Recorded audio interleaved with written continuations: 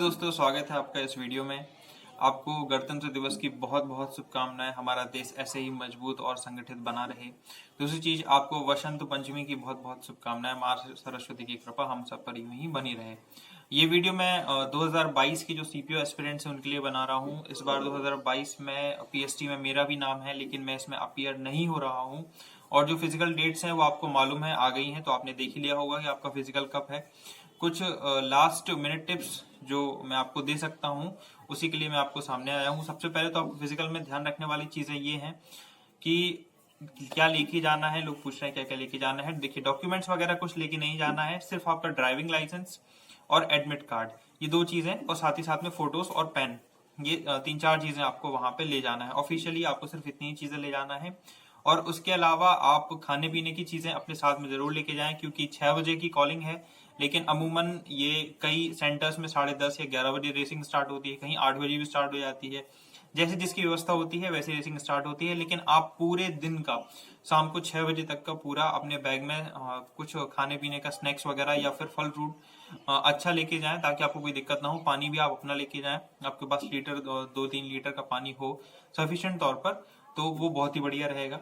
ठीक है। और दूसरी चीजें ये हैं कि आपको सेंटर में पहले, एक दिन पहले अगर आप पहुंच जाएं तो बहुत ही अच्छा होगा, ताकि आप पूरी रात आराम से रिलैक्स कर सकें।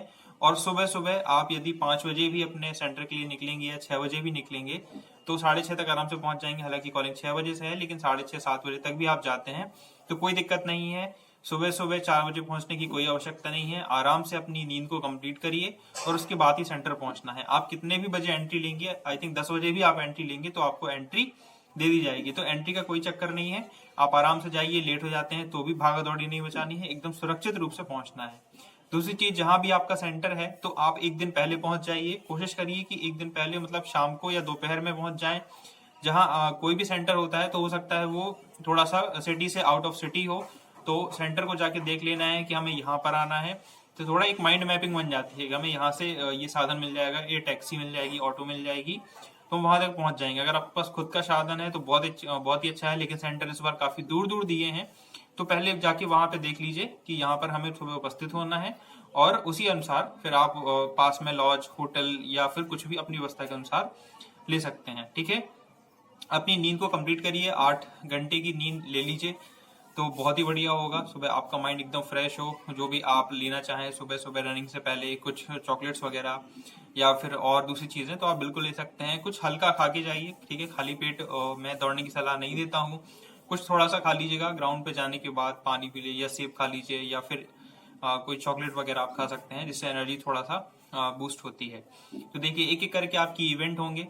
ठीक है। इवेंट में सबसे पहले तो आप जाएंगे तो एंट्री लेंगे। एंट्री में कुछ फॉर्म भरवाया जाएगा, जो कि एसएससी की स्लिप रहती है, वो आपको फिल करने को दी जाएगी। उसमें शायद फोटो आपको लगानी पड़े, तो फोटोज लेके जाना 3 से 4। और वो स्लिप भरवाने के बाद आपको फिर आपका चेस्ट नंबर दे दिया जाएगा, फिर लाइन में बैठा दिया जाएगा। और जो लाइन से इवेंट होंगे वो होंगे, आपका सबसे पहले 1600 मीटर रनिंग होगी, फिर उसके बाद 100 मीटर रनिंग होगी, उसके बाद आपकी लॉन्ग जंप होगी, फिर हाई जंप होगी, फिर शॉर्ट पुट होगा। तो ये पांचों इवेंट लाइन से होंगे। ठीक है। हो सकता है कहीं 100 मीटर की रनिंग के बाद बाकी के 3 इवेंट ऊपर नीचे सफल हो सकते हैं। ठीक है। मेरे टाइम पे ऐसा ही हुआ था, जैसा कि मैंने बताया। तो इन चीजों का आप ध्यान रखिएगा कि आपका एंड्योरेंस बना रहे, इसके लिए कुछ ना कुछ थोड़ा बहुत खाते जाइएगा, तो सफिशिएंट तौर पर लेके जाइएगा। हालांकि बहुत सी जगह व्यवस्था होती है कैंटीन वगैरह की, लेकिन अगर आप नहीं भी है तो आप अपनी तरफ से पूरा आपको ध्यान रखना है। और दूसरी चीज ये है कि अगर आपका कोई इवेंट अभी क्लियर नहीं हो रहा है ग्राउंड पे, तो आज 26 जनवरी है, 30 तारीख से अमूमन फिजिकल स्टार्ट है, तो आप अपने फिजिकल से कम 5 दिन 4 दिन पहले जो लॉन्ग जंप और हाई जंप वाली प्रैक्टिस है वो करना बंद कर दें तो बेहतर होगा। क्योंकि अगर ऐसे में कुछ हल्की फुल्की मोच वगैरह आ गई तो फिर वो दिक्कत खड़ी कर सकती है आपकी रनिंग में भी। तो देखिए, बहुत हेल्पफुल माहौल होता है जहां तक मैंने एक्सपीरियंस किया है इस फिजिकल को। तो बहुत सपोर्टिंग स्टाफ होता है, आपको लोग खुद इनकरेज करेंगे, आपको प्रॉपर टाइम देंगे, आपको प्रॉपर तरीका बताएंगे, वो खुद ही बताएंगे कि आपको कैसे जंप करना है, आप कैसे पार कर जाओ। सपोर्टिंग स्टाफ बहुत रहता है। सीआरपी जितने सीएपीएफ फोर्सेस हैं हमारी, उनमें आपको स्टाफ बहुत अच्छा मिलेगा। तो आप ध्यान रखिएगा कि यहाँ से घबराते हुए ना जाएं आप। कोई भी इवेंट आपकी घबराहट की वजह से खराब नहीं होना चाहिए। ठीक है। वो वैसे भी आपको बहुत रिलैक्सिंग रखेंगे, आपको बोलेंगे कि शांत हो जाओ, आराम से दौड़ो, ऐसे दौड़ो, वैसे दौड़ो। आपकी रनिंग में भी वो आपको आवाज लगाएंगे, हौसला बढ़ाएंगे। और आपका जब लॉन्ग जंप, हाई जंप होगा तो भी वो प्रॉपर इंस्ट्रक्शन देंगे। आपको समझ में नहीं आता है, आप उनसे 10 बार पूछोगे, वो आपको 10 बार बताएंगे। ठीक है। तो कोई भी इवेंट सिर्फ इसलिए खराब नहीं कर लेना क्योंकि आप घबरा रहे हो। दूसरी चीज, अगर कोई इवेंट यहाँ आपका क्लियर नहीं है, मान लीजिए लॉन्ग जंप पे हाई जंप नहीं है, तो भी घबराना नहीं है। आप चले जाइए, फिजिकल दे के आइए, क्योंकि कई बार ऐसा होता है कि जो चीज यहाँ भी नहीं होती है वो मतलब वहां जाने के बाद क्लियर हो जाती है। मेरे साथ में बैच में तो ऐसे भी लोग हैं जिन्होंने एक एक वीक में फिजिकल किया है, कोई कोई 3-3 दिन दौड़ के चला गया और फिजिकल क्लियर कर लिया है। ठीक है। थोड़ा ऑब्वियसली पहले से एक्टिव होते हैं। तो आपने तो फिर भी प्रैक्टिस की है, महीनों की प्रैक्टिस की है, कम से कम 3 से 4 महीने तो आपने प्रैक्टिस में दिए ही हैं, 2 महीने तो दिए ही हैं, 1 महीना तो दिया ही होगा। ठीक है।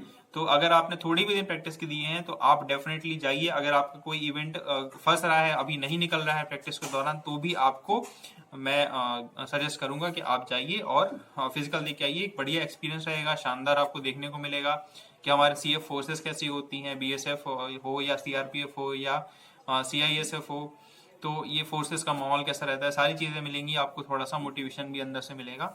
तो घबराइए नहीं, ठीक है, घबराना बिल्कुल नहीं है, और आराम से फिजिकल देते आना है, कोई भी टेंशन नहीं लेनी है। और टेलीग्राम ग्रुप का लिंक डिस्क्रिप्शन में है, अगर आप चाहेंगे तो मैं किसी और चीज के ऊपर आपको वीडियो बना दूंगा। दूसरी चीज, टैटू वैटू का कोई इशू नहीं है, फिजिकल में आपका कोई टैटू नहीं देखेगा, सिर्फ आपकी हाइट और वेट मेजर किया जाएगा। अगर आपका चेस्ट नहीं भी एक्सपेंड होता है, अभी फिलहाल मान लीजिए आपका 1 सेंटीमीटर चेस्ट एक्सपेंड नहीं हो रहा है, 1 सेंटीमीटर कम पड़ रहा है, तो भी वहां पे थोड़ा बहुत वो लोग एडजस्ट कर लेते हैं। तो इतना घबराने वाली बात बिल्कुल नहीं है। मैंने कहा ना, किसी भी चीज को लेके अभी अपने माइंड में बिल्कुल भी कोई फितूर नहीं बना लेना है जिससे आपका इवेंट खराब हो जाए कोई भी। तो वहां से बहुत सपोर्टिंग स्टाफ रहते हैं। अगर आपकी सीधी सीधी चेस्ट नहीं होती है, वो थोड़ा सा तिरछा करके, थोड़ा बहुत एडजस्ट करके वो उसको सही कर देते हैं। ठीक है। तो इन सब चीजों का ध्यान रखना है, और बहुत बहुत शुभकामनाएं आप सभी को। आप सभी का फिजिकल निकले और आप टीयर 2 में अपीयर हो, और मेरी बहुत सारी विशेष है। Thank you for all. जय हिंद।